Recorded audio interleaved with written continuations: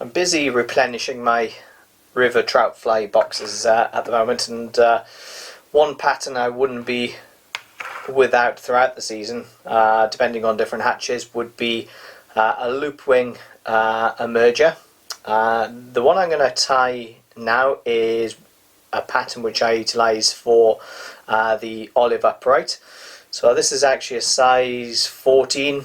You could probably maybe get away with a 16, but if you're going down 16s and 18s, you're probably more then on the end of the spectrum for blue-winged olives rather than the olive uprights. Really simple fly again. Just the loop wing takes a little bit of practice, but when you get into the swing of it, very easy. But it's a very effective way of presenting the fly, especially if you're targeting fish on really flat water. If they're really spooky fish, it's a really low resting or sitting fly. Essentially, a lot of the time it'll only be this kind of loop wing which will end up at the thorax section that's actually above the water surface. The vast majority, or virtually the whole fly, is underneath from there. So if you do have fish which are just slightly nosing, or just being particularly difficult to fool, a loop wing emerger pattern can be a really good pattern to utilise at that stage. So I'm using a primrose thread again, a 14-0 Vivus, and again this is a size 14 emerger hook. You can tie them on a straight shank if you want to, but actually I prefer to use a curved shank just to drop the fly a bit further underneath the water surface, more in an emerger style. Tail is going to be Coq de Leon again. I just love this stuff.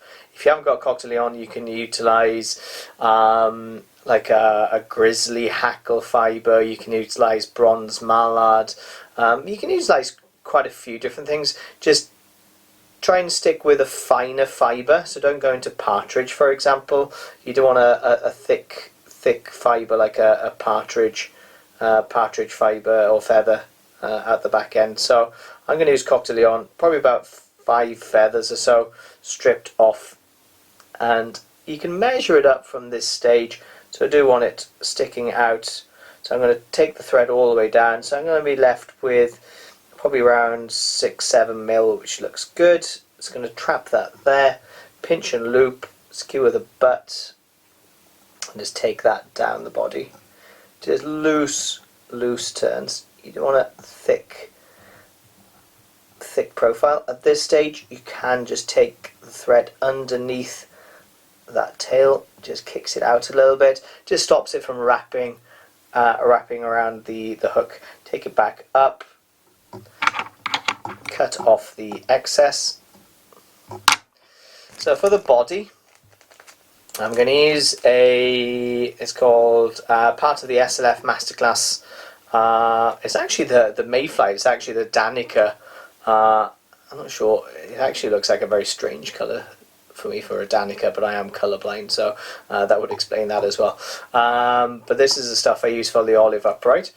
So before we dub the body, we're going to take the thread in really loose turns all the way back down towards where we secured or ended up securing the Coq de Leon. Now dub a really thin rope of the dubbing, really thin, especially at the start because you want to work that taper. This stuff usually dubs really easy. You usually don't need to use any wax or anything to get it to behave.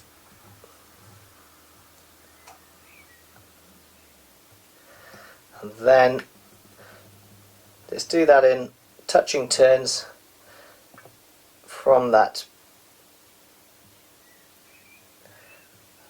from the bend all the way up. Just try and build up a bit of a taper with the dubbing, so that looks really good. What we'll do now is actually take the thread back over that. This is going to be like a securing rib, but actually helps flatten the body out a little bit as well, and helps drop that body below the water surface, just like so. and that's perfect. What we're going to do next, we're going to secure the CDC up here, which will then essentially be folded over to create that loop ring. And again, the amount of CDC will depend on the size of the fly.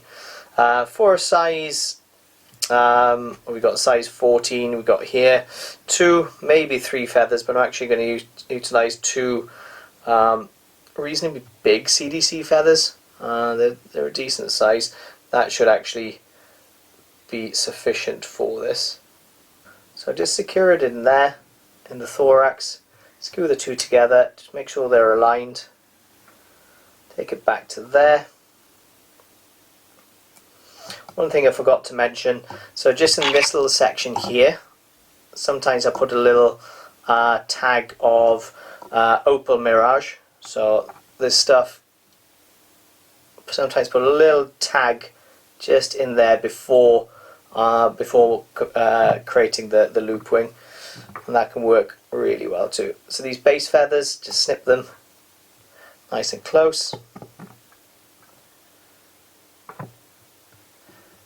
Tidy that up just to give you a good firm base. And my usual go-to for a lot of these patterns is a fox squirrel. So fox squirrel, really leggy, buggy dubbing material. As you can see, really nice stuff. So that's just going to be the thorax. I'm just going to dub that in thorax, dub it pretty loosely. So we want it nice and leggy and buggy in that thorax section. Don't dub that rope too tightly. To bring that up, just create a little bit of a thorax of that dubbing, like so. You can always pick it out later, okay? So don't be too fussy about it now. That's all we do with this now is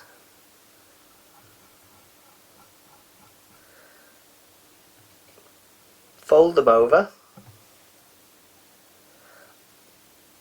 and create like a bubble.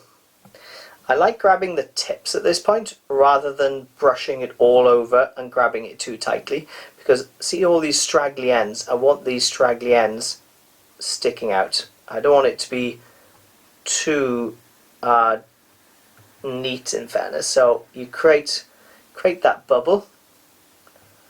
When you're happy with the size of the bubble, don't go too tight, because otherwise you will lose the buoyancy. You need that air bubble section in that thorax. So fold it over, create a bubble. When you're happy with the size of the bubble, switch hands and come in with the thread. Just do a pinch and loop, like so. And you can spread that out on these tips. Just fold and take the thread underneath just to point them back, because they're going to be clipped off.